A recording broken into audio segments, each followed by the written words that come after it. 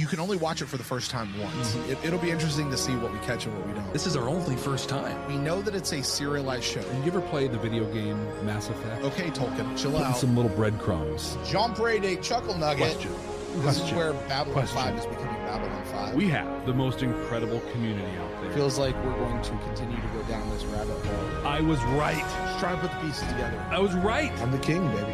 What? Are you kidding me? Here I go back to Dune, as I often We're do. officially into it, Jeff. 100% So good. It was so completely accurate. That was great. I love that. Definitive ranking. I can keep watching the show. I love it so much.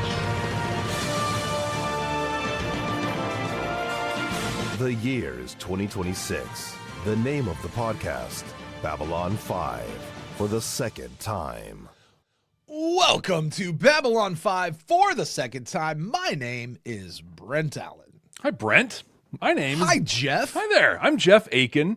Brent and I, in case you didn't know, Brent and I used to be Star Trek podcasters. And then on a whim, we decided to watch Babylon 5 for the first time. And everything changed at that moment. It really was a whim, wasn't it? It really was. Hey, It was a whim. Let's Yeah. do this thing. Let's just try this out. Sure, you want to try it? Yeah, let's try it. Sure, why not? What could Let's go wrong, we said. Right? 110 episodes, in, out, done. Right? Yeah, So, here we are. 110 in and out. Why are we doing this for the second time then? Well, Babylon 5 is a TV show that you get to watch for the first time twice. And that's exactly what we're doing. You know what also we're doing for the first time twice, Jeff? What's that? We are looking for the messages that are contained within. Yes, we are. Messages that either JMS himself meant or ones that possibly we just pull out. We're talking about those things that sci-fi does so well. You know, those things that like hold up a mirror to society today, even though it was made 30 years ago. Or, I don't know, maybe things that give us hope that things can be better in the future. Or warnings of where not to go in the future. Or things that teach us how to be better human beings to one another. Now, that being said, Jeff mentioned that this is our second time watch. So this is a spoiler warning for any, I feel like we should have like an alarm. Yeah, something like that, right? I'm not going to do that because that's annoying to listen to. But this is your spoiler warning for anyone who has not seen Babylon 5 for the first time all the way through. We urge you to stop. Imagine that. We are telling you to stop listening to this show. Is that important? But the good news is we actually have a spoiler-free first watch that you can go join us for. It's just right up in the feed. Just scroll back and it'll be there. You guys can check out our first watch. And then when you get all the way through it and you catch back up to us here, we'll see you then for the second watch because trust us, it's way better that way. But this is your spoiler warning because from this point forward, anything from any point in the franchise, any part of the timeline, extra canonical, in canon, out of universe, in universe, from cons, whatever it is, it's all fair game for Jeff and I to talk about. Hey, Brent, we're watching the episode Exogenesis for the second time. Exogenesis. Do you remember what your first time viewing experience was? What do you remember from this one? Yeah, this is the one about the bugs. TNG did this episode, but I don't think they did it as well. I know that Conspiracy is considered a top season 1 TNG episode. I have always hated it. Really? I do not like that episode.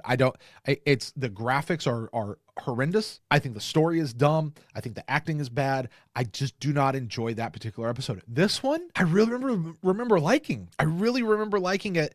And I think I remember having the thought, like, I liked it a whole lot more than it had any right to be liked. But I really liked it. It is another episode, though, that upon further reflection, I thought was going to have a much bigger impact and kind of turned into a nothing burger. I get in trouble every time I say that, but it did. It just, nothing really came out of this episode. And it's a shame because it set up such a cool idea. How about you, Jeff? I love this episode. I loved the idea of the Vendreezy. I loved the Marcus Franklin buddy cop stuff. Like, it's almost as good as the Bester Garibaldi buddy cop stuff.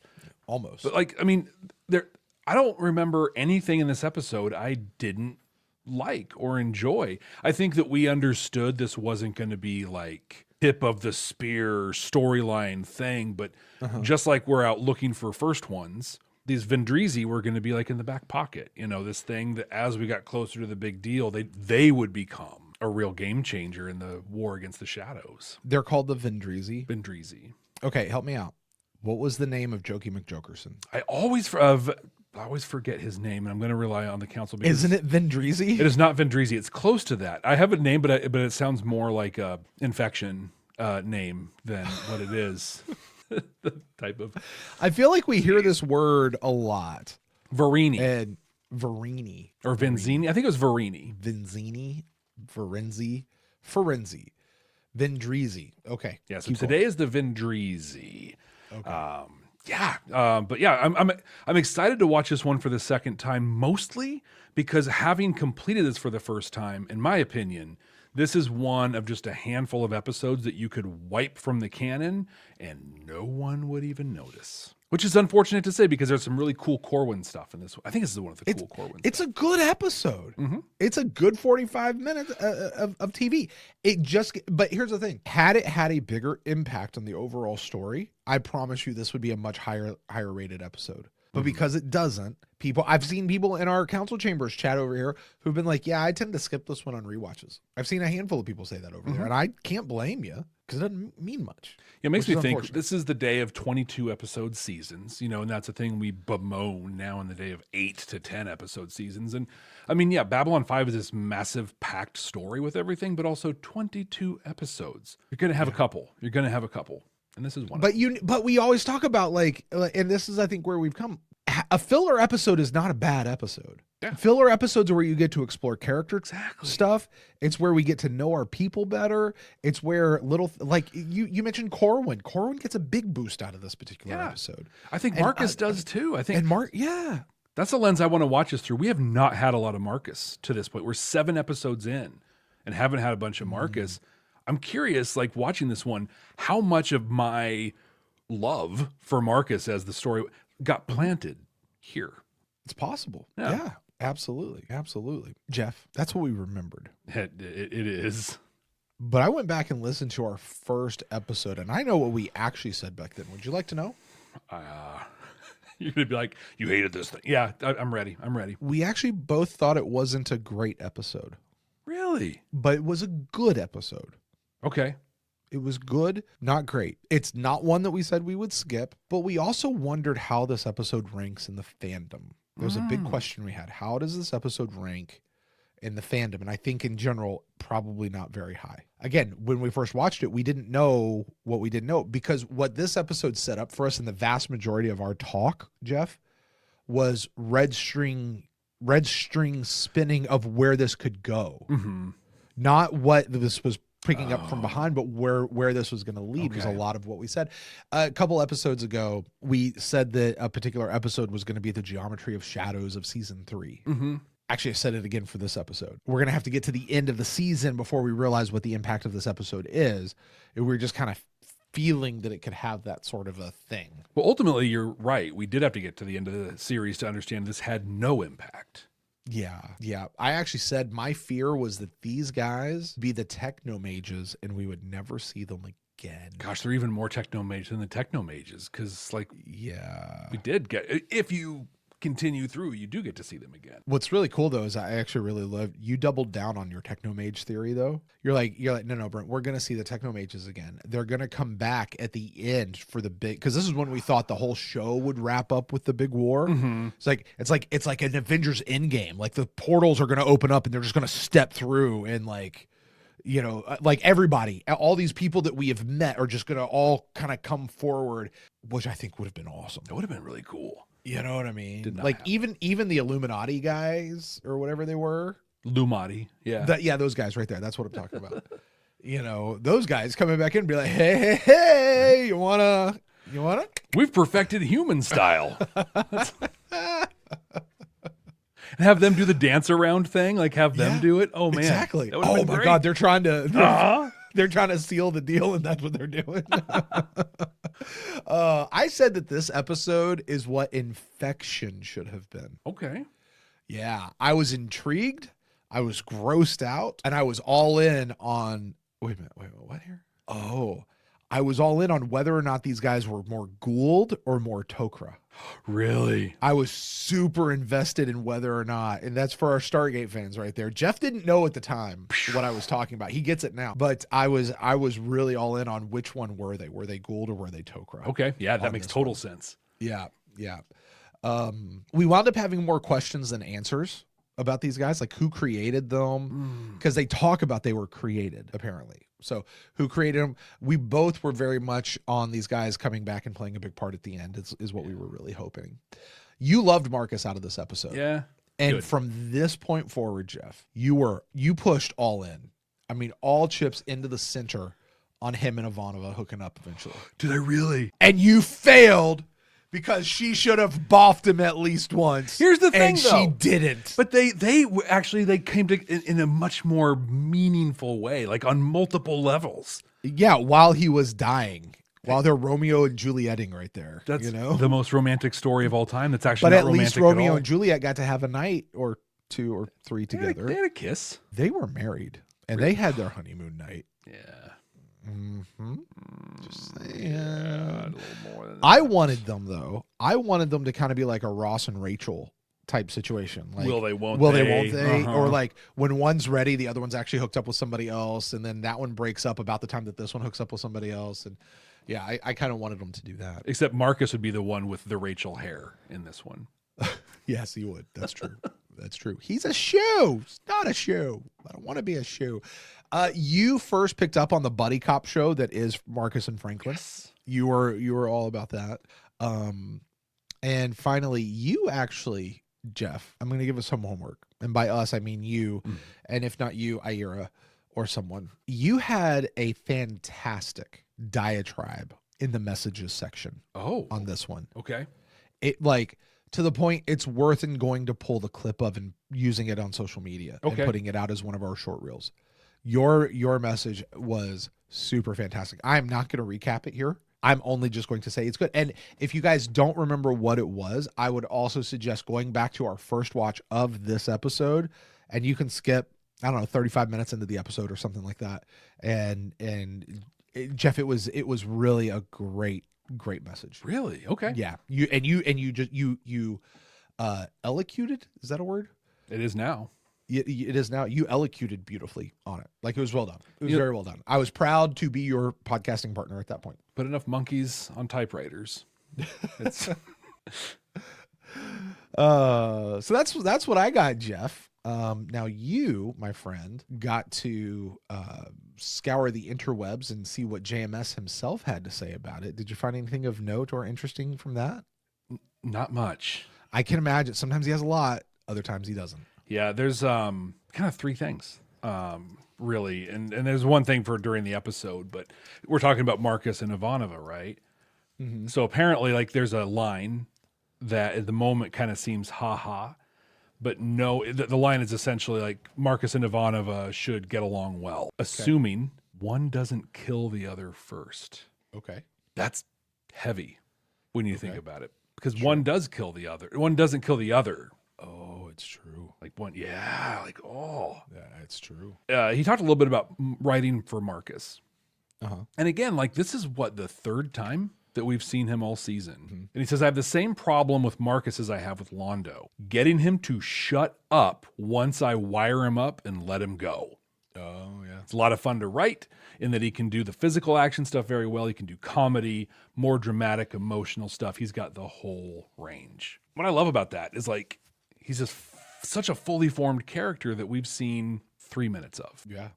This one's kind of long, and I'm not going to lie, this was disheartening for me. Okay. Starts out, he says, this is the last non-arc episode for quite some time, and it's probably the most ordinary story of the bunch. My personal evaluation of the episode is that it's okay. Okay. Some production problems came up that took me away from the script for about a week. This was the labor dispute that we talked about a while ago, the Babylon clause and all that with the union negotiations. By the time I got back from that work, I'd lost some of the fingerprints of the story. I had to kind of re-find them again and didn't quite do that. The expository sequence at the end could have been done a lot better. And then the knife to the heart. Honest and true. If I were in your position, I'd skip this one and go right to Messages from Earth. But Brent, we are not going to skip this one. In fact, we're going to watch it right now. Right now? Right now. But Father Joe said skip it. Sometimes you don't listen to your parents. This, one of those times. Some of you have joined us for the first time and have no idea what we're talking about. What do you mean you're going to watch the episode right now? You're not just going to, like, pull out your notes and talk about what you already watched? No, we're not.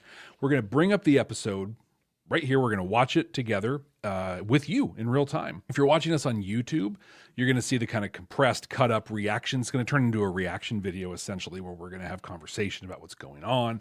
You'll see the episode along with us. We do post the full and unedited conversations, the not reaction video, to our Patreon page. And you can get to that by clicking the link down in the show notes or just typing into your little browser, patreon.com/badnerds. And if you guys are listening to us on an audio platform out there somewhere, could be Apple Podcast, could be Spotify, Audible, Good Pods, Podbean, Podchaser, Podcast Addict, Pod fill in the blank. That's one we should launch, Jeff, is just Pod fill in the blank. Should. Yeah, I mean, that would hit. So, I mean, we'd overtake the entire podcasting industry. Rolls right off the tongue. Pod fill in the blank. PFBTFTB. TB. Yeah, that's what I said. You did. That's great. Perfect. FTBTS. Anyway, if you're listening to us on one of those audio podcasting platforms, you're going to hear the audio. And the thing for you is we're going to leave the audio intact because Jeff and I are going to have conversations in the middle of the episode. And we don't want you guys to forget about those. And if Jeff and I try to rehash those later, it's not going to be as good as the one that we had while we were actually, in situ. So you guys are going to catch that, and you'll also catch the backside information, or the backside conversation, where we try to suss out the messages. And Jeff is going to rank this one, I think. I think so. Yeah, Jeff ranks this one and puts it in our 100% completely accurate ranking. So we'll do all that sort of stuff just for you guys there on the audio podcasting platform. So Jeff, if you're ready, give me a 3, 2, 1. I'll give you a 3.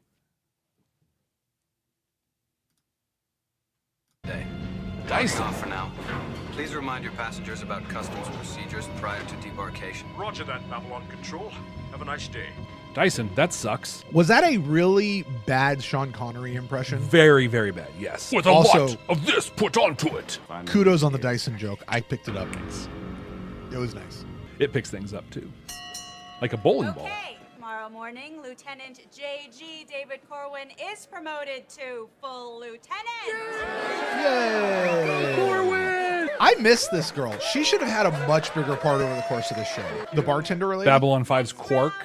The superior Quark, maybe? She doesn't have to be that involved in the show.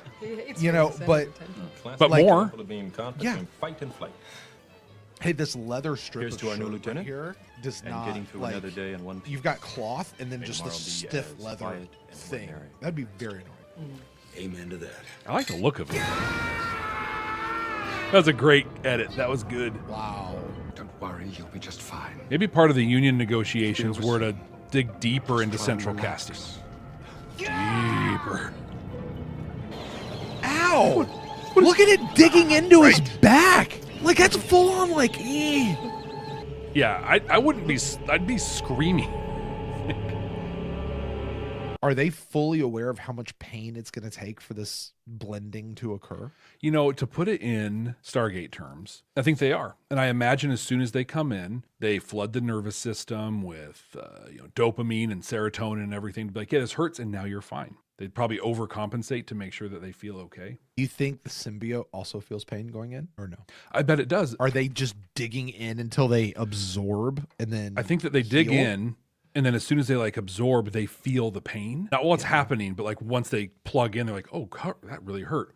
Oosh, let me help this thing happen. And so, Nia, I totally agree. Over in the chat, they are the Tok'ra. Willing host, symbiotic, they're sharing the experience, whereas with the Goa'uld, they just take over. Yeah. I think these are totally the Tok'ra, just probably more effective than the Tok'ra. Except with the Trill, you can't say Trill because the Trill never take over the host. Yeah, I don't think so. Yeah. Right? They just kind of I don't understand. inform. What went wrong? I don't know. Security's coming. They heard the Well- screams. We have to go. I mean, to that effect, this is not a Star Trek podcast, Jeff, but with the Trill, for anyone, their personality is made up of the sum of their past experiences. The symbiote and the Trill blend. Well, the Trill is the well, wait. Yeah, right. I don't know. I think the Is Trill the are Trill the symbiote, or is the Trill the... That's a good question. I think I've always thought of the it Trill both? as being the people because the planet's Isn't it called a Trill. symbiote? So Yeah. regardless. The trillions. But when the only thing that changes for that host is what changes because of these new past lives experiences, right? But the host is still the host. The host still lives their life. So I don't think that would be Trill versus Gold and Tok'ra, where they literally can take over. Yeah. The only reason that the Tok'ra hosts get a chance is because the symbiote lets them. Yeah. That's the thing. The symbiote doesn't have to let them. Exactly. Right? Among the not Goa'uld species, whatever their actual species name is. That's just part of their the Tok'ra have a consensual relationship essentially with the symbiote and the host. Which I think is what we eventually find out about here. You know, but the question is the host still aware? Are they fully informed? Can't just leave him. We don't have any other choice. We can't afford to be captured. Now that Corwin's been promoted, sooner or later he's going to end up getting in our business. You mean with Earth, the president? We had a lot to say about this storyline. Yeah. He's due the promotion. I don't begrudge him that. But he could be a problem, and I need to know where he stands. If he can help us, great. If you don't think he's up for it, then we have to keep him out of the loop. I suggest a private meeting. Just talk to him. No, this is the part of all this I really hate. You know, because remember, this is the date episode, the fake date, right? You and I ate this up. It was so fun. It's so much fun. And it didn't need to happen because you don't have a private meeting with a In your subordinate. quarters. Yeah, in your quarters. Over dinner to suss them out. You can take him out to dinner on the Zocalo. That's somewhat appropriate. Put some boundaries around it. In a public place. The gracious Duncan, asleep by the gate. You know what bothers me, Jeff? What's that? Like what's going through my head right now. JML himself said, skip this episode. Mm-hmm. It's the last episode that doesn't matter for the major arc of anything that's going on. The fact that he writes this episode knowing it's a skippable episode, that kind of bothers me a lot. You know? Like, What are you doing, man? yeah. What I'm thinking right now is I would listen to Marcus and Duncan talk to each other for about 3.5 hours. Yeah. And absolutely. love it. Yeah. They sound great. They've got chemistry. Like, I am into these two characters. But I got it. So part of our job as podcasters, Jeff, is to kind of chronicle and mark where we are in a moment. Mm-hmm. Right? You know where I am in this moment right now? Where's that? I don't care. Really? I don't care about like the next 45 minutes. I don't care because here's the thing. And it's worse since you told me what JMS said. Yeah, I get that. And if I'm online and I'm back in the day and I'm reading this sort of stuff, that changes how I watch this episode. Now you take me to a convention and you get me talking about it with a bunch of my friends. You get me ranking episodes and stuff. This now commits the worst thing you possibly could do. Yeah. Is you make me not care. At least with Avalon, I can tell you why I hate it. Very obvious and clear reasons. This one is worse. I just don't care anymore. Not only because cool concept, they just didn't take it anywhere. They never meant for it. The creator himself says, never meant for it to go. And it's not even like hey, I tried this idea. I thought something cool was going to happen and it just didn't work out. And sorry, that happens. No, just. I think it kind of was that though. Oh yeah. Because what his ultimate thing he said was, I was writing this script, I had great ideas for it, great vision. Then I got pulled off for this production issue, this labor dispute. That took over about a week and a half to get through. I came back to the script and I kind of lost it, and I was on a deadline, and I had to keep going. So I think he intended to write a meaningful episode that wasn't part of the arc. You know, I think all of that was intentional, but I think he had a much more impactful vision for it. Yeah. I want to be clear. You guys don't need to tune us out. I'm chronicling where I am in this moment. I'm going to have the second watch. This is my second watch experience right now, a few minutes into the episode. I want to see if it can pull me back in, because my memory really likes this episode. So I think it's fair. Where I'm at right now is literally, I'm looking at the characters and what happens with the characters. And right now I am falling in love with Marcus and Duncan, both, like the actors specifically. You want Duncan to come back. Yeah. What is it? What is this relationship that these two have established already? It's gotta be, I mean, there's depth to this from immediately. Yeah. This is not a new relationship. There's these two have history with each other. Yeah. Can't do much. Oh, by the way, also symbiotes that heal people. I don't Sick guy that we care about. Yep. I know where this is going. Jacob Carter. I'll be fine. Spoiler alert. How much for this one? The same as the piece was yesterday and the day before that. 2 credits. You're a thief, a highwayman. The least you could do is wear a mask and ride a horse. See you tomorrow. And Marcus, awesome. we expect fresh Great blood scene. supplies by Friday. Okay. Now, we're still having a hard... I said I had one thing for during the episode. Okay. I want you to pay attention to the actors that are seated around the table in this scene. And then afterwards, I'm going to give you a little quiz. Okay. time getting Drazi blood for transfusion, so we're going to have to stick to the synthetics for now. Dr. Steinhoff, Dr. Lieberman in MedLab 3 is having some trouble with the mercury. Now, you know their biology better than anyone down there. Maybe you could give them a hand? Good. Yep. Dr. Harrison. He said, yep, he's getting paid.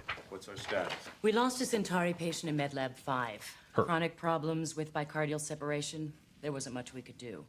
Latest report from security showed the usual quota of injuries, fights, stabbings, nothing major. Good. Ring a bell for you? She's very similar to Tracy Scoggins. She is. And brings that up, but... Let me narrow it down for you. Yeah. Crusade. Is that Darina? It is. Is it really? Carrie Dobro, who played Darina Nafil. Really? Yeah. Wow. I like her better as Darina, but whatever. Yeah. Anything else? I got a DOA last night. Male human, no ID. Does not mid-30s. look like her at all. No sign of injury or illness, nothing I can to hear point it. to as a cause I can't of s- death. Dr. I Morris saw wants it you to there, take a look little at the bit. bodies, see if Profile. you can help him figure out what to put on the death certificate. All right, Definitely see there. the face right there. This Yeah. afternoon. I'll take a look at it. Yeah. That's it. Let's go to work. It honestly kind of makes me want to go back and watch Crusade a little bit. Yeah, that show we didn't want to watch again because we know it. Mm-hmm. You know, but it was a really good show. I did like that episode where Darina got recruited by the she was trying to go into the Thieves Guild thing, and her and Gary Cole, whatever his name was, went down together. Look at that Widow's Peak. Right? Message from Ranger 1 on Mimbar. Seems they're gathering, creating a border on the edge of Centauri space. Would you say it's The Gathering? Oh, and that package you've been asking about just left Mars. Should be here in about a week. What package All is right, it, Jeff? On your next supply run, I want you to make a quick side Isn't trip it through eggs or Sector something like 800 that? and drop a long-range scanner and get out fast. Let's see if we can find out what's going on out there. What's her name? She's the one who escapes. Tells us about this shadow ship on Mars. Dr. Kirkish. Anyone else? Kirkish? I think it's Dr. Kirkish. That was the last one. Where's Samuel? My sources are used to having him as my liaison, and they don't react well to change. Kirkish. He said he had more important things to do. When I first enlisted him, he said there was nothing more important than our work here. I think I'll pay him a visit. I feel like this episode's doing a good job of showing us a day in the life of the Rangers. Computer, begin It's kind recording. of cool. Hi, Samuel. Marcus. Haven't seen you in a few days. I've been busy. That's not Samuel See, you anymore. made some new friends. Good. I've been busy. Is everything all right? Fine. Why are your eyes I glowing? just can't work with you anymore. I have things to do now. Really? What kind of things? Your voice has changed. Yes, well, I can see you're busy, so I'll let you go. If there's anything I can do. I like how Marcus is like, well, he's breaking up Thanks. with me. Okay. There's no point in having this conversation. I'm just going to leave with some dignity and start looking know. stuff Marcus up. is about to have a new buddy I don't cop. know what somebody's gone into. Something's gotten into him. I like it. I approve. Oh! Oh! Really, you think it's just going to stay in that little cup like that? Oh, right. Wow. The hell are you? Oh, yeah, I talked about this last time, Jeff. If we go back and look at this really got me. All right, Dr. Franklin is operating on this guy. He's cutting him open and stuff, right? He's got fresh blood on these gloves, and he's touching this perfectly clean petri dish with these freshly bloodied gloves. Not a damn thing is coming off on that petri dish. Right. Like, guys, come on now. Wow. There's no smudges. There's hell are you? nothing. They're future gloves is the thing. Like it's They can take something on, but they won't put it off. Oh, Duncan! Oh, I see the bubbles. Oh! some practical Closer effects examination confirms that the biomass is 100% genetically neutral. Biomass. That just sounds gross. What it's doing here, I can't tell. That's a little good exposition. I've initiated there. a It's a nice thing as a background check to doctor, see if you're this is recording something your the deceased log. brought with him to the station. Tell the whole or if story. He was infested here. Nia asks a pretty important question here.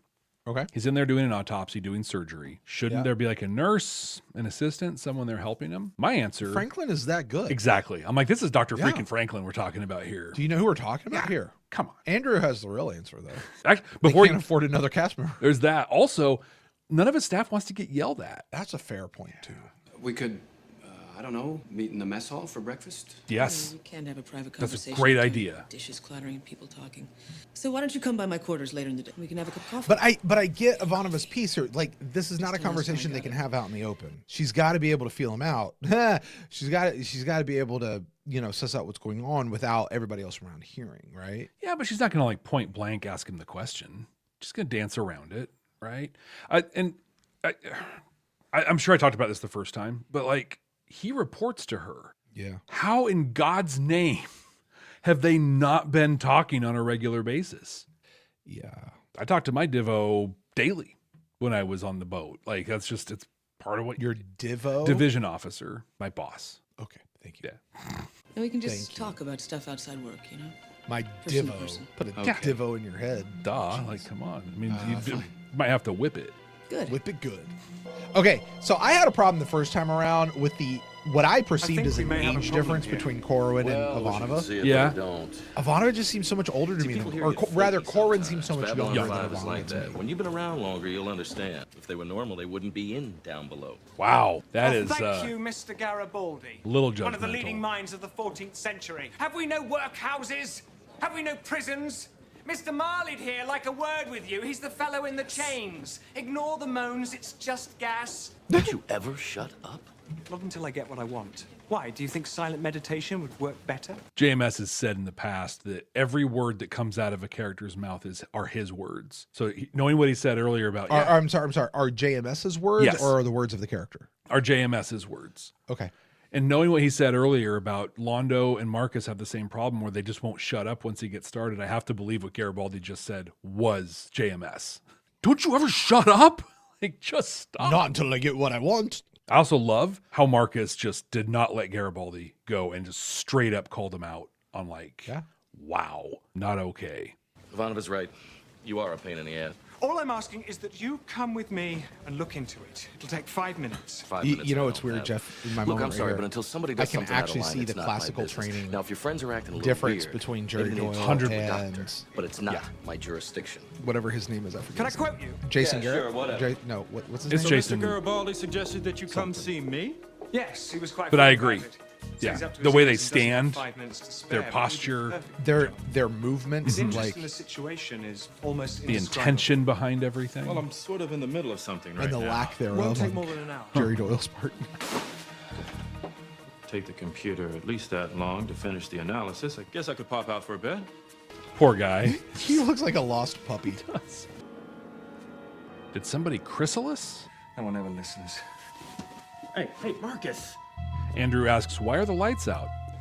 Because of the horrible effects that they used, and they turned the lights off to make it look great.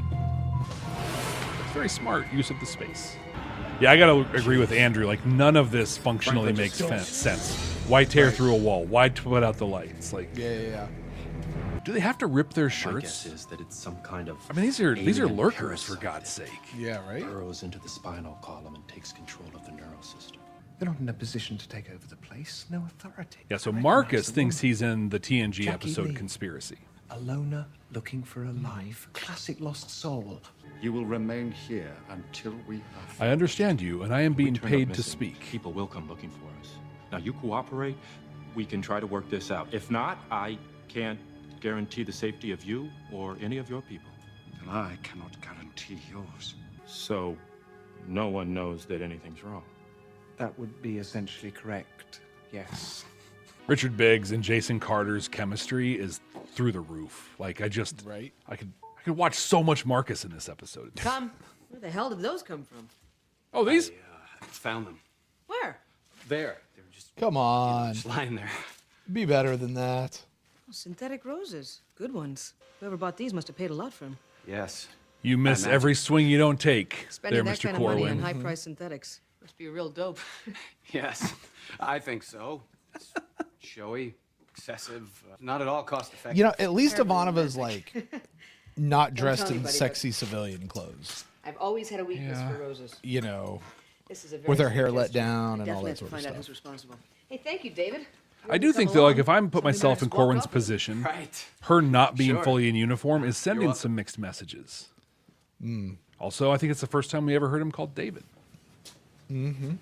Nia makes a really great point. We're all giving a lot of crap over Ivanova for doing this in her quarters. Mm-hmm. But she points out the ambassadors all do stuff basically out of their quarters. It also functions as their office. Yeah. It's a good point. Like, what is it about Babylon 5 that the only person in the entire show, I take that back, the only two people in the, no, wait, three people in the entire show that have offices are the captain, the medical guy, and the security guy. No one else has an office. It is ridiculous.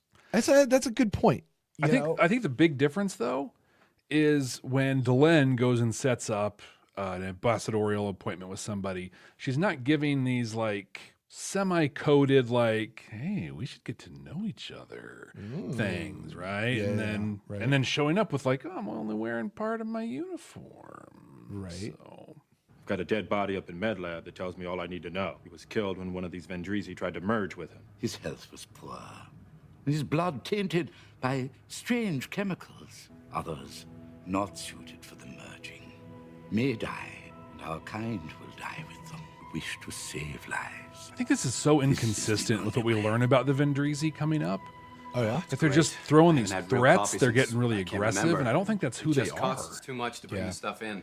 I had the hydroponic guys set aside a little space for me. But what do you do if there's a contradiction? If doing what's right for Earth and following your orders aren't the same thing? I don't think that's a decision I can make on my own.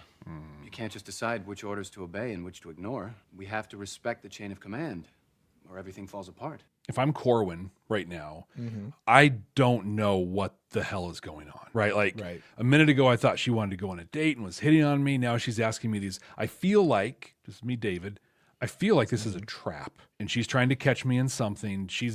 Either she's hazing me as like, hey, you're promoted, I'm going to mess with you. Or like she's a really bad boss who's trying to catch me in something. Right. I think, yeah, she's not handling this well. So if you saw someone trying to get other officers to speak out or even act against Earthdome, you'd report them? Absolutely. Why? Is there anyone you want me to keep my eye on? No, it's just a hypothetical question. With everything that's going on, it's good to know where we all stand with each other. Well, it's getting late. Thank you for stopping by, Lieutenant. I'm glad we had this time to talk. I don't feel like she's really sussed him out. No, at all. I don't feel like this conversation gives her any answer whatsoever that she's actually trying to look for. You can't make any decision based on. He literally just gave you the textbook answer. Yeah. So he wouldn't get fired. Right. I think like we take her interaction with the Lumati, and throw in her interactions with the Drazi, with the green-purple thing. And I think there's a story of Ivanova who leaves Babylon 5 and goes to captain one of the Warlock destroyers, right? And then goes on to become, she's General Ivanova, right? When we meet her in Sleeping in Light. Like there's a real story from her here figuring stuff out and being real sloppy and messy with it, that's how you learn, you know? I mean, I'm not bemoaning her that, but like, I want that story. How did she hone that? How did she become who will be Ranger 1 down the line? I think it'd been really interesting Of Ivanova? if Susan? This would have set up Corwin actually being against the split from Earth in a couple episodes. Did you remember there's that moment when Sheridan turns around and he looks at everybody and he's like, if you have a problem with what just happened, you're welcome to leave the bridge right now. And there's this look between Corwin and one of the other people. Yep. And you're like, oh, he's not leaving, but he has a big effing problem with this. And then turns out, no, he doesn't. But like, if this set up Corwin as a guy who had that kind of an issue, that would have been interesting. He leaves, because Sheridan gives them the choice. Hey, if you don't like this, you can get out of here, right? Yeah. Corwin leaves. And then we're like, where's Corwin? Whatever. We get to Endgame, and Sheridan's doing his stuff with the captains, but we get a confrontation between Ivanova and Corwin. Corwin's been off dutifully following the Clark regime or whatever. Yeah. And maybe that's what launches Ivanova's diplomacy, success as a diplomat, where she's just like, bro, you're wrong. You know what'd even be really cool to watch is watch Corwin be the guy who, almost similar to the way Zach does, but less stupid about it. Mm-hmm. Because Zach kind of walks into the whole thing really dumb. He gets in it way over his head real fast. Yeah, but if Corwin's like, no, like we're Earth, we're here, we're whatever, but we watch him be convinced over time of what is right and what is true, versus he's just there. Whereas we watch Zach, who, I don't know that he has to be more and more convinced, because we just see him. He's constantly uneasy with what's happening. And you're like, dude, what are you doing? Like, you already know. Like, what if Corin didn't know? But it's not that he's the spy. It's not that he's the sheep's and wolf in sheep's clothing. He's just this guy who has to be convinced over the course of the show. And he's that guy. He's that proxy, right? That'd be interesting. I think we're getting some of that with Zach. We talked about that when he leaned into Garibaldi a couple episodes ago, and it's like he's hearing all this stuff that he doesn't agree with, but then Garibaldi's validating all of it, and he's pleading with him like, man, please don't make me think this, give me something. And he doesn't. I'd almost see like him and Corwin on a somewhat parallel path, but Zach figures it out. Corwin doesn't for a while. Right, like that stretches out longer. I think that could have been really good. I'm looking forward to this conversation right here between Marcus and Franklin. Let's listen to it. I sense in her a key as yet unturned. And what exactly does that mean? Don't know, but I should think it would be fascinating to find out. Dude, it's that gaze into there when he said Wasn't that funny? It's so great. I can't believe this. We're sitting here, guns pointed at our heads, and walled up by alien parasites. Neither of us likely to get out of here alive, and you're thinking about making a play for Ivanova, is that right? Can you think of a better time? You're nuts, you know that? You are, and I've got to be just as nuts sitting here talking about it at a time like this. Marcus, you are so far from being her type that you're practically in different galaxies, okay? Back up, away from the door. That's sad. One of us is sick, you, outside, now. Turns out he's exactly her type. Where are you taking it? If you have to take someone, take me! Stephen! Why do they still have their guns pointed at him? He's behind locked bars. The only way to save him is to take that thing out of his system. You will save them both. We have medical instruments, use them. If you do not cooperate, you will be directly responsible for his death. No, I won't. Don't put that evil on me, Ricky Bobby. No, I won't. This is you all. 1 from 3 leaves 1. Excuse me. Huh? There's something I think you should know. He's manifesting. If you really want your friend to survive, you're going to need more than the good doctor. You're going to need some of his instruments. You see that tube on the corner of the table there? That's a medical scanner. The Copeland J5000, very advanced. I was bringing it to him. It's like Copeland J5K. Immediately. Why should you believe me? It could be a weapon or something. Check it out for yourself. Just look into the open end. Real close. Yeah, that's it. Now, shake it twice firmly. Have you ever seen Oklahoma? Oh, yeah. The scanner. The little telescope. Yep.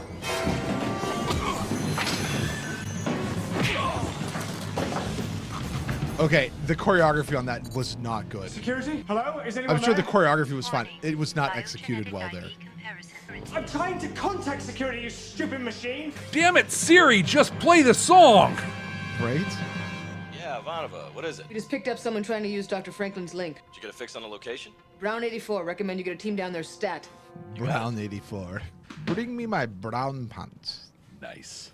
On Franklin's assessment of Marcus and Ivanova, Katerina makes a really good point. He says, I've known her for 2 years. What does he know about her types? Who has she seen in the last 2 years that would give him any indication of what her type is? Was he aware of Talia? I don't think so. But here's the thing. If he was, then that's what that could explain it. Maybe he did know. I don't think he I don't think he did though, but yeah. There's that moment when she comes into the lid and is like, I think I might have loved her. Yeah, that comes up. Ceremony's light and dark. But that was the whole thing is that was a secret. That was I don't think anybody knew about Talia. I think you're right. And who else would she have been with? Wasn't there somebody that she was dating in one episode, that we just sort of heard about? Oh, there was this guy who played Scorpio on General Hospital, back the home guard guy. Yeah, but that was the old boyfriend who came in, right? So, yeah. I mean, he would know about her and the Lumati guy. But he wasn't her type either. The Lumati guy. Yeah. That's her type. Uh-huh. Fair. Jesus, that was harsh. I say let nature take its course. Marcus, please don't do this. Why not, Duncan? Look what they've done to you. If we save him, what kind of life is he going to have serving these creatures? Life far better than the one he has here, Marcus.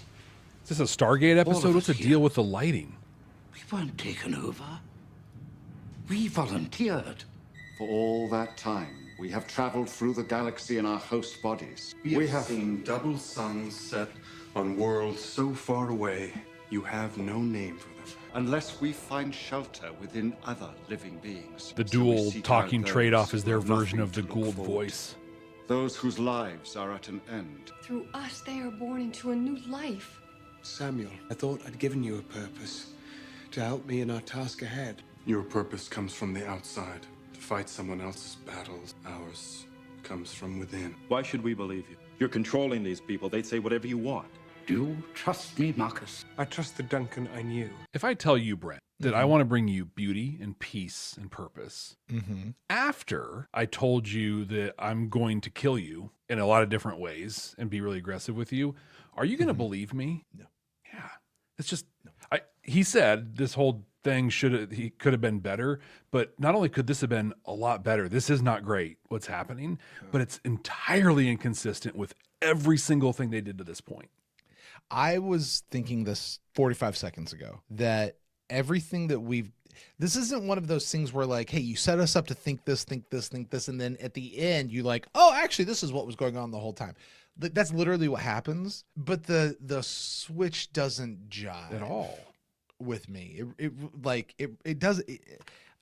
I feel like it jived a lot more our first watch, but now I'm like, I don't think so. Yeah, Andrew's making the point over in the chat as well. It's just, this doesn't, not great. Not the Duncan that stands in front of me. Yeah, we were real big that these guys had some memory, something that was going to help in the big fight. Yeah. You know. Yeah, there's got to be a much less painful way to make this happen. That sounds like a Gould. Duncan. A little bit. There was no other way, Marcus. Don't you see, Marcus? I was gonna live and die here. Never add up to any damn thing. I saw cities floating in the air, 5 miles high. I knew. Pandora? Is that what we're talking about? Our mission is to preserve these memories. All our experience against the day when all life, all knowledge falls into a new dark age. To belabor my point, you've got all these memories. You've lived all these lives, all this stuff, and you don't know a better way to infiltrate a space station and grab a couple bodies to keep you like. I have a question. Okay. How many times on Babylon 5, and I'm really hoping it's more than just 2, but how often have we seen character or a species, and you can, this applies to both directions in the timeline, where their whole thing is about observing and watching and preserving some knowledge for a time when all the knowledge gets wiped out, or they're doing something to prevent knowledge from getting wiped out because of whatever. Basically, we're hearing about this time when knowledge gets completely wiped out and we need to have this like repository. Yeah. These guys, techno mages, that's their whole thing. Right. They go into hiding so that the enemy doesn't get their knowledge and all that sort of stuff. Right. We need to preserve it. Okay. There's something about the Great Machine where he's watching and observing what's going on and keeping record of everything that's happening. I don't remember if there's something specifically with Lorien to that extent, but I feel like this is something where we have seen multiple species talk about this idea of preserving something for when this coming time is that everything goes out. So it's really important that I do what I do or something of that nature. It's kind of a Am I wrong? No, I don't think you're wrong at all. And I think none of them show up to help with anything. In this story. Yeah. Maybe if you look at what is it, deconstruction of a falling star or falling stars, right? When you go forward into the future and we've hit back into like a new dark age or something like that, and there needs to be this preservation to bring society back. Maybe that's the point which we could talk about this, but is this just a thing that JMS really likes to do, and so he does this a handful of times? Like I don't know. Yeah, I feel like we're catching more than we really probably ought to. Katerina says the Rangers do it later too in the finale of season 4. Right. When the books of God, which is what I'm talking about. Yeah, histories have deconstruction. been burned, every world will look back to learn what went before, and they will turn to us, and we will be there, keepers of the past, the present, and the future. Just take my word for it. I'm never going to prove it, but just take my word for it. We're going to be there. when it's time. Before I go along with this, I want complete and total verification. I want to go over every inch of your biology. I want complete statements by everyone involved, and no more volunteers without my approval and supervision. Otherwise, I'll have security take you in and remove the Vendrizi by force. Is that clear? I don't know that you can remove them by force. Well, agreed. Just a lot of death and blood. The good news is that blood doesn't spread anywhere. Are you okay? Yeah, I'm fine. I'm in Brown 87. I need a medevac team in here stat. It's future patient that blood. needs immediate treatment. Space blood. So ultimately, this episode comes up with two conclusions that are not supported by anything we saw in the episode. I just heard you were leaving. Please don't. When we were joined, I saw things out there. Incredible things. What a profound sacrifice Duncan made. Really see them. Just once before I die. Be special one more time. Wish there was something I could do. He's a truly incredible person. I'm sorry. I'll come back. Becky in the chat preaching gospel. I love Duncan so much. I wish this episode deserved him. I mean, put Duncan and Brother Theo together. Oh my God.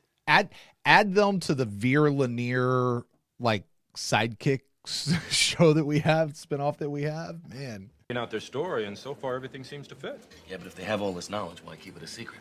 Information is power. And I think that he would definitely appreciate a second chance with you, Susan. Right? Playing wingman. That's it. He must have sent them. Him what?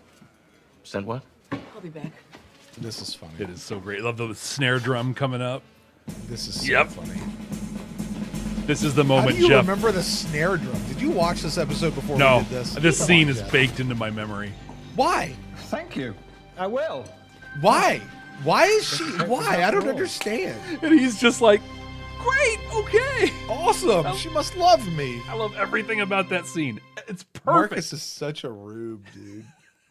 Oh God, I love it. You know who Marcus is? You know why I cringe at Marcus so much? Why? Because it's like looking into a mirror. It really is. Like I get Marcus so much because I are he. Right. Oh my word. So good. Oh, Brent, Exogenesis. We just watched it. Any big things you want to touch on that we didn't during the episode? Everything came out of the episode. Frankly, I'm still in this spot of like, you know what? I really enjoy this episode. It's a good episode. I don't care. But it's a good episode. I want to care. I want to have more. I want, and I just don't, like, because of what he said. And JMS's words have such power within this fandom and in this community. True. As they should. He is literally the great maker, right? Like as they should. But when you do something, man, groupthink in this stuff, and I'm falling victim to it right now in front of your eyes, folks. I really Real time. Because it just is. But I really like this episode. It's a good episode. This is a don't skip on the rewatch type of an episode. Outside of, unless you're just going for the 8-episode key arc stuff. Here's the thing: we're like literally next week, we're full speed ahead. Like, here we go. Yeah. Right? You need that breather. Yeah. Again, I mean, here I'm going to be an old man, but it's like, you need the episodes to bring you up and let you breathe and do this. You need an 11-song album so that there's a thing that, like, there really is an emotional journey that you have to prep yourself. This episode has a place in the pace and tenor of the third season. I think I got that place for you, Jeff. Oh, you do? Yes, we're going to explore something you talked about before watching the episode. Okay. How much does this episode impact your appreciation and fandom and love for Marcus? The reason I will never skip this episode is because everything I love about Marcus starts right here. It does. Everything. It does. And before we go off onto the big, great adventures, and Marcus is one of our key players in the whole thing, you're right. We're 7 episodes in, and we've had 3 minutes of screen time with this guy. We don't know him. We get to know Marcus here. Like, we really get to, we get to see him joking around. We get to see him having relationships with people. We get to see him being a complete and total rube with girls. We get to see his fighting prowess. Like, we get to see all this stuff about Marcus that really makes us get to know and care. And quite frankly, care about him. That's where this episode really shines. The whole thing about the bugs and all that's window dressing. The meat of this episode, it's not even Marcus and Steven. It's just Marcus. It's really just Marcus. The Corwin thing is cute. And it provides a cool haha at the very end, right? But outside of that, Jeff, you're right. This is the episode where we love Marcus. I think we talked about in Convictions and Day in the Strife that JMS had a sci-fi thing. Like he had a thing he wanted to make happen and get across a message, a piece or whatever, but he needed some story trope to hang it on. And the Vendrisi are that in this episode. Jason Carter plays Marcus, elevated every actor he worked with in this episode. He had incredible chemistry with Duncan, with Franklin. Like you said, get Brother Theo and Duncan together for a thing. Throw Marcus in there. Like that's the podcast I want to subscribe to. Are those three, even just pair them off. All three, Brother Theo and Marcus. I think what JMS said about him that I shared at the beginning of the episode, he can do it all. And it's just an incredible addition to this show. And I remembered so much of him. I remember this episode in so much detail. And why Marcus? That's why. And that's my message. Did you get any other messages out of this one? No. I wasn't looking, though, to be frank with you. I was enjoying the episode. I was trying to make myself care, but I really enjoyed Marcus. And you know what? I enjoyed the Franklin stuff. Totally. Franklin was top notch in this episode, and he had some places where he could have gone total a-hole, but he wasn't. He was a good doctor. He was a good officer. He did the stuff he needed to do. Franklin was really good in this episode. I loved Sheridan kind of pushing some stuff off onto Ivanova, and Bruce Boxleitner. I almost feel like this is the first time we really heard that gravel in his voice that we know is John Sheridan. Like, come Sleeping in Light. Like, he's really got that as he's talking. He's just good stuff. He's got good gravel toss. I see what you did there. And Duncan, we got Duncan in this episode. Yeah, I like. Can we please have more of him? You know what? You know what would be neat. All right, Brother Theo. Here, put this trio on screen: Brother Theo, Duncan, and Grail Hunter dude. Oh yeah, David Werner. Oh man, and just have him tell stories about them out gallivanting the universe. Yeah, and what's his name? From Crusade, Technomage from Crusade. Galen. Yeah, Galen. Yeah. Put Galen in that group too, right? Yeah. Dude, Galen was a cool character. This is the podcast, Brent. Like this, we need to put these together. Get these guys in character, revive some of them. It's just like, put these four on a panel or these three on a panel. R.I.P. to David Werner and probably Brother Theo, whatever his name was. I forget his name. And Duncan. He died in 2015. All three of these actors, yeah. So we get the Ouija board and we summon their spirits, and we put them on stage. We give them microphones. And away we go. I think it's totally reasonable. Just make sure we have a wedge monitor so they can hear themselves. Yeah. I do have a thought on messages, actually. Okay. And it's just, I said it at the very end, but Duncan it made such a tremendous sacrifice. And I think, and I don't know if this is a message so much as just an observation. I'm sorry. Stop. Let's be really clear what you're talking about here. What is the sacrifice you're talking about? He let the he decoupled with his symbiote. Which meant no longer long life and health and healing and all the visions and memories and knowledge. Okay. That's the sacrifice we're talking about. He was at the top of Mount Olympus, right? He was there. Yeah. And the Vendrisi could have been like, bro, let me leave. You can tell him, then he'll understand. And there's a story of Duncan being like, no, I love this. This is everything I've ever wanted. I can't give this up. But he did give it up. And it's that thing where he saw the bigger value. If I go, I'll be okay for a little while longer. I'll have some benefits from this. But the Vendrisi as a whole will be able to continue. And that's really important for when, the shadows attack and the Earth Civil War happens and all the really big things that happen that the Vendrisi are really key in making a difference in. So it's, never mind. But still, I just think it's that the idea of seeing there's something bigger than you and taking action to help that thing happen and exist. I like it. Katerina says there has to be some message about preserving the knowledge. There would be. No. If they did anything with it. What they are, here's the message actually. Don't preserve knowledge for the sake of preserving knowledge. That's just as bad as letting the knowledge die out. Explain.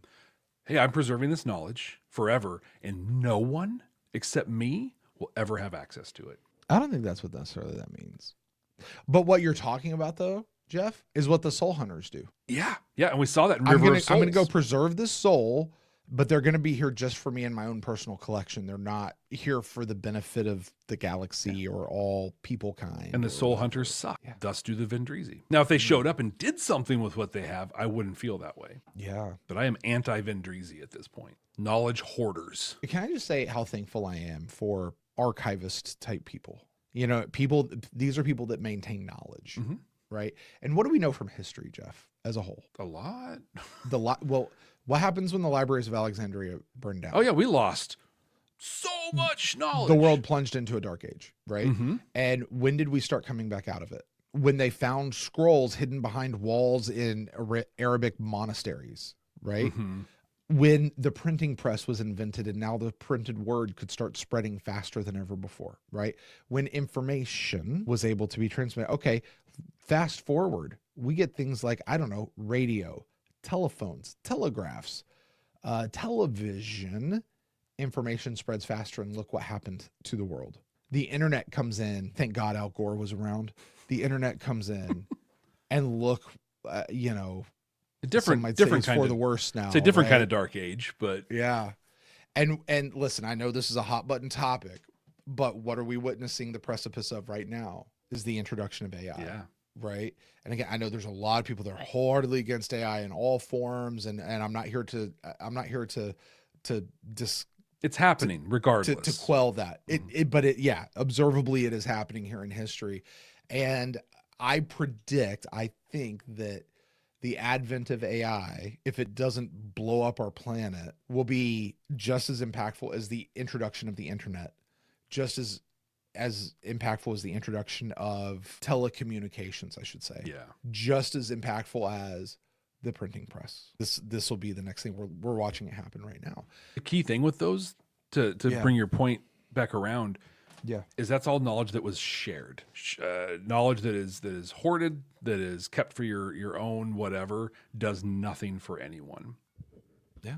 You got to come back around with it. The whole point is to be able to disseminate that information and keep society moving, which is what the aliens kind of basically state their goal, right? Like we are the living witness. We are the living history. Okay. This isn't a Star Trek podcast, but let's talk about the episode In the Light, right? No, they come across a probe, they come across a probe that is a preservation of a society, and it all gets downloaded into Picard's brain, and he goes and lives, and now the society is able to sort of live on, at least in the memory of certain individuals who knows how many people that this probe has done this to. Yeah. Right? How many people have played the game where you go live this other guy's life for 40 years? And why aren't they getting together? Like, why isn't there a club? Right? Does everybody play the same character, or like does somebody jump into the governor character? Does somebody jump into that character over there? Like everyone's actually living a fantasy at the same time. Everyone's a player character. Oh, it's like one giant World of Warcraft. Connects them all together. Yeah. But preserving knowledge for the sake of preserving knowledge. Yeah. That's for the sake of hoarding knowledge, certainly is not great. Knowledge should be preserved to preserve society and improve society, right? And to your point, that's what archivists do. Let's save it and determine how we share it so that people can use it. I actually employ a team of 10 archivists, nerds with like library sciences degrees and things that like, I'm just like, how in God's name did you study this for so, like, this is so boring, but thank God you exist. And that you studied it. The work you do is so critical and important. 2 organizations that if you ever get a chance to go through their archives, and you're never going to get a chance to do it. You will not get a chance to do it. But if you ever do by chance, oh my God, take them up on it. One, the NFL. Yeah. They have every moment of every game, mostly from every practice, everything. They've got it all. And the archival system of what they have with the NFL is top notch. But the other one, the Vatican? No. Difference between you and me. You're thinking the Vatican. I was thinking Disney. The Disney archives. I have downstairs in my room right now several of the actual hand-painted cells that they used from the He-Man and She-Ra cartoons. Do you? I didn't know you had those. Oh. I have some from Scooby-Doo's. I have some from Thundercats. I have some from Star Trek. The actual cells that they used. Okay, you will never get your hands on one of those. If you ever see a piece of art that's like, hey, here's a cell from this movie, that is a replica. That is not one that was photographed for the film, because all of those are at Disney Archives. Yeah. Disney has everything locked away in an environmentally controlled space. Just for preservation's sake. Why? I don't know. Because you never know. But I tell you what, if Star Trek or Babylon 5 or any of these places archived their stuff the way Disney archives, it wouldn't be such a big deal to go do the HD remaster of their shows. They'd have it. It'd be super simple. Yeah. Anyway, those are all messages and different things like that. Where's that going to go? Jeff, I have a very, very important question for you. And it's one I am genuinely very curious about. Okay. I want to know where this episode, given all of the things that we've talked about of like, it doesn't matter, it does. It's a good episode, but it really doesn't, JMS himself said, yeah, skip it, all that sort of stuff. Given all of that, what I'm really curious is, where does this episode fall in the ranking? The 100% completely accurate, definitive ranking of season 3. Got to take JMS's words off the table and just take this episode for what it's worth. We got 5 episodes on the docket. Well, we've got 6, actually, I should say. We've got 6. I'll just say all 6 of them. I'll start at the bottom. Convictions, which is episode 6. 5 is Matters of Honor. 4, Day in the Strife. 3, Voices of Authority. 2, Passing Through Gethsemane. And 1, Dust to Dust, our episode from last week. Jeff, where does this episode, Exogenesis, fall in this ranking? Coming into this record, I was like, this is going to be number 7 on the season so far. I know what JMS said about it. I know what it means in the canon of everything. Mm-hmm. But this episode had so much. We just talked about it all. Marcus is an overarching piece. The Corwin story, Duncan, Dr. Franklin, those, I'll call them the filler episode benefits of this episode were huge. And just on the strength alone of that moment when Ivanova marches down and slams the roses in front of Marcus, on that strength alone, this is going to be the number 6 episode on the season so far, above Convictions. Lucy, because explain yourself. If you want to talk about another episode that has nothing to do with the overall of the story and just kind of has a sci-fi thing that frankly we weren't that impressed with, to move some things forward, it's Convictions. And Exogenesis did it better. Yeah, did it better. I'll give you that. And the character development that comes out of Exogenesis stretches to the very end of the 4th season. And that gut punch of Marcus's sacrifice matters because of what we saw in this episode. All right. That's way lower than I thought you were going to place it. Oh, and I'm not nuts. Like for posterity's sake, it was. Well, do you want to guess where it landed in our first time ranking? 17. Oh man, 18. If this was The Price is Right, you might have won. Dude, nice job. Nice. $1. You know what 17 was? Convictions. Oh, why? Literally just did a little swap. Wow. Okay. All right. Well, we'll see where this one lands for sure. Jeff? Brent. That's going to do it for Exogenesis. I'm kind of disappointed, but I know. Yeah. I'm not though. You want to know why?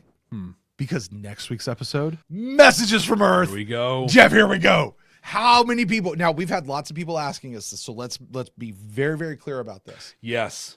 Are we going to do Messages from Earth, Point of No Return, and Severed Dreams? Severed Dreams together as one thing because it really is a trilogy? Are we going to bottle them up and do them as one episode, Jeff? Let me ask that question in a slightly different way. Are you interested in recording a 10-hour podcast? Are you interested in listening to a 10-hour podcast? Probably not. I don't know. The way some people listen. True. There are those out there, and good for you. Good for you. That's great. I don't know that our host council chambers are all unanimously saying yes. This would literally be me during the. What all do we got to talk about? Hey, honestly, if we tried to do it like that, we would shortchange these episodes. I think so. beyond what is anywhere near fair. We might shortchange these episodes just doing one episode on each one. Right? Each one is a whole Oh my gosh. dive. Could be multiple episodes of one episode. Yeah. It'd be a thing. Nia says yes, but not tonight. Delenn sending us they're offering to send us caffeine. Gonna send us drugs to do this. Well, Here's the thing. We will not be doing We them. can do Yeah, them go ahead. individually. I'll cut them together as one. Sure, if that's what you want to do. I don't. Man. Super cut. They can be a Super Patreon cut. exclusive. Hey, if you want to watch them all as one thing. Dude, put it. Hey, you know what? Put them out there like right next to the Lord of the Rings trilogies, the extended versions, and we might get about the same amount of screen time. We should never. I'm not gonna finish my thought. Oh, Jeff. Do you remember what your prediction about Messages from Earth was? This was before we knew what Messages from Earth would be. We had no idea what we were walking into when we watched this thing. So I felt that this was going to be the President Clark investigation kind of coming to a head. Psychor, Night Watch, Ministry of Peace, Full Swing, Chicky, Clark, all of it coming together. Ministry of Peace establishing their base on Babylon 5. What did you predict? Well, speaking of Chicky, which by the way, we gotta tell that story here in a minute. Per Chicky, I said Sheridan was going to get recalled to Earth, which is what she said would happen when she was around, right? But I made a major prediction on this one, Jeff. I said this is the beginning of the Babylon 5 breakaway from Earth. Oh yeah, nailed it. You did. Nailed it. Not minus the Sheridan thing. Nailed it. You got the big one. You got the big one. Well done. I did. Well done. This is peak Babylon 5 we're heading into for the next 3 weeks. You don't want to miss any of these episodes. So make sure you're subscribed wherever you're watching us or listening to us. Like, subscribe, rate, review, do all of those things. It's great. To remind you that we brought them up quite a bit in this conversation, but our Council Chambers tier Patreon subscribers are invited to our recordings live with us. We also hang out at least once a month online. It's a good time. Sometimes we hang out in person with some of them also, which is pretty great. We have a very rich Patreon community, and if you were to join it, you would only enrich it, and you would have an incredible time and meet some awesome people. You can click the link in our show notes for patreon.com/badnerds to access that. If that's not your cup of tea at this time, that's awesome and totally understandable, but you still have that drive to help out. You can do that by sharing this show. Just click that share button, send it off to the first 3 contacts that come up when you hit share, and be like, check this out. This is going to be incredible. We got 3 weeks of absolute fire episodes coming up. So with that, Brent, thank you for hanging out with Hey, Jeff. Yeah, what's up? Did you remember in Infection, like the little bug thing that went up? Hey, and hold on. These You bugs just here, what? This time it's going to happen. You brought it up just a minute ago. There's the Chicky story. But the bugs from here and the bugs in Infection, they look to okay. It's gonna take longer.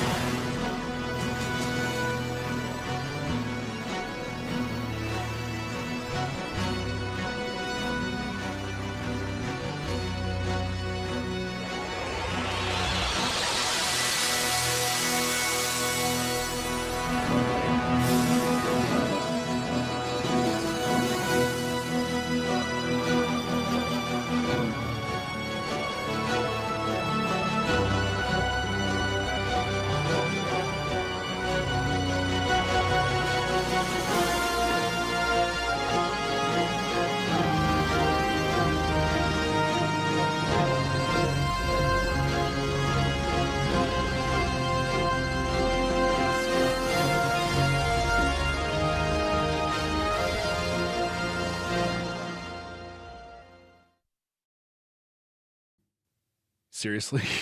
What I was going to say was we didn't have enough time. Yeah, I'm sure that's what you're going to say. Sure. Because it's not an incredibly lengthy story, but it's more than I can just like throw at the end of an episode, man. Then we need to make time for it. If only there was a place where we could talk about stuff maybe after the episode is done. Yeah, wouldn't that be great if there was a place for that to happen?